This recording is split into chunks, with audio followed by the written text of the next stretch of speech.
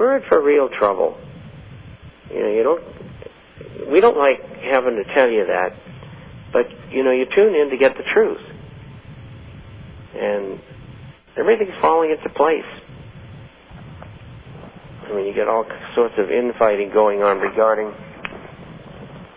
sovereign debt and the problems that nations have.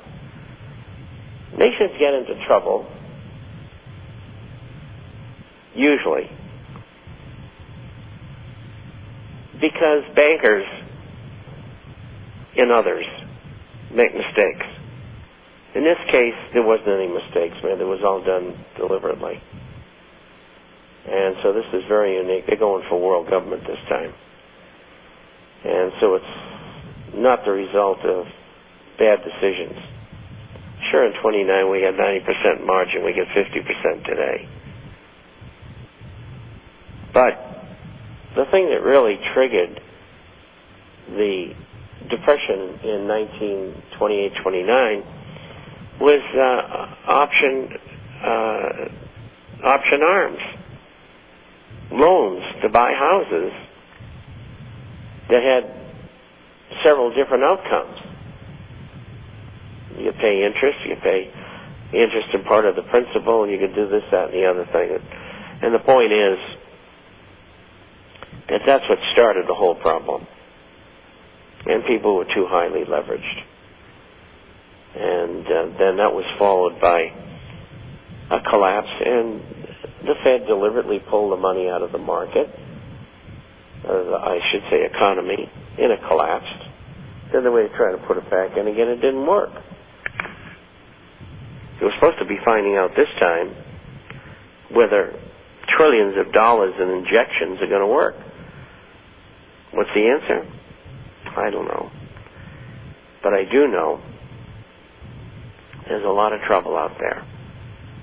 And the bureaucrats, the Illuminists in Washington, are running around like the chickens with their heads cut off. And we are getting to them. And it's being shown more and more in the earnings and revenues of the mainline media. They're getting killed. I wouldn't be surprised if one of the major networks for television didn't go under. We've already had consolidation in newspapers and magazines. And so,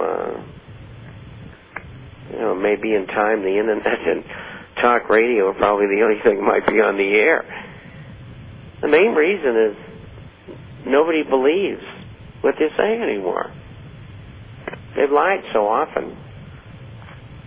People come to their own conclusions. So that's the kettle of fish that we're in. All right, what do we got here? Well, I just saw there's an article out I saw where 26% of Americans get their news via the phone. Telephone? Yeah. They read their news on their cell phone. Oh. Well, that's bad because they're just getting the same old crap. And depending upon mainline to make those decisions for them, and it doesn't work.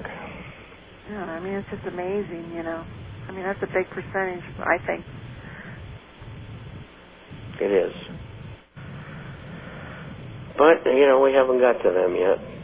But we are getting to a lot of people, that's for sure. So anyway, we got a short one here, just came in from Fred. Last week, I heard Bob talking about a number of banks that might go bankrupt this year and how much that would cost the FDIC to save them. He mentioned a peanuts $500 billion. Now, how can $500 billion even cause a ripple in the fraud when the banks already stole $23.7 trillion? Looks to me like they can pay those $500 billion with funds they have reserved for postage stamps and continue the fraud a couple more years. wants an answer. What do you think, Melanie? You're asking me what I think? Right. Well,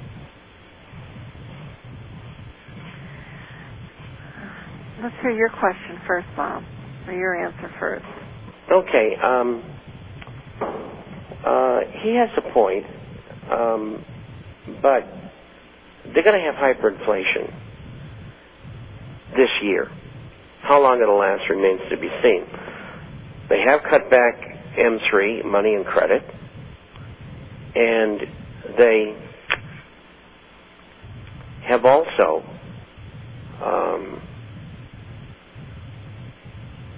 I don't know how much of the TARP funds they got back, but I'll guess the $300 billion out of 800.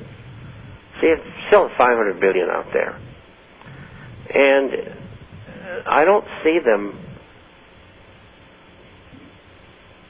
relieving the money markets of any of the money that they pumped into them. So it's been a small amount, but if 1,000 banks go under, do you really think they're going to come up with $500 billion to bail them out? The shareholders, the depositors? I don't think so. If 2,000 go under, it's $1 trillion. I don't think they're going to do that. And I think people should get ready for that. What do you think, Melanie? Do you have any input on this one? Even if they did pay the $500 billion, we still have to pay it. It still comes down to the taxpayer. There's no money there to come from it. You still have to sell the debt, right? I mean, it's just another. I mean, what can't be paid is not going to be paid. So it just increases the quickness of the default, I would think. I mean, it is a big deal because it just comes onto our bottom line. I mean, there's no funds to pay for it. Taxpayers are taxed out. States, the states are going bankrupt. I mean, you can't tack on another $500 billion to a country that's already bankrupt. That's a very good point. Very good point. And that's my thinking on it too. And I get that information from a man who attends Fed meetings. I mean, if they ever knew he was giving this information out, they'd probably zap him. But they said the same thing. And I announced that like 3 months ago that FDIC insurance could end by the end of this year or next year. And I think it's going to become a reality. Again, no money in bank CDs.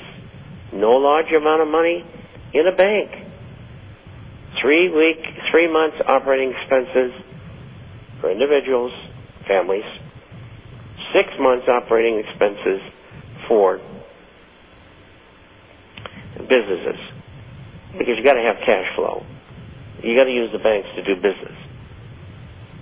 And that's the way I see it. I mean, sure, you might take some losses in a devaluation, but you're going to have the majority of money in gold and silver. If you get half a brain in your head, sometimes people run around with a third of a brain. But anyway, I think that's the way it's going to shape up. And, when I see 7 major insurance companies take about $10 or $12 billion because they need a hand, and they haven't paid the money back yet, as far as I know, they get serious problems. They have to be on the edge of bankruptcy to do such a thing. And so we got some bad stuff going on. You know what, Bob? Even if we got to the point of $250 billion, I'll guarantee you the majority of Americans out there will be running on the banks before it gets to That's another good point, billion. too, which I've never even brought out. That's very good. I mean, yeah, you're right. I mean, people are going to get cold feet when they see 500 banks go into this year. Yeah. I mean, we've only seen 22 so far, and so we've got 5 more units. that would be over 100, but there's going to be a lot more. And then you get the absorptions. Bank A takes over Bank B. And usually part of the deal is that the buyers will only take certain assets, and if they run into a problem, the Fed's got to pay them. Most people don't know that. Incidentally, there was a piece of news today on the fact that credit unions want legislation so they can lend more. Now, the credit unions are pretty solvent, but they start increasing loans. Big problem.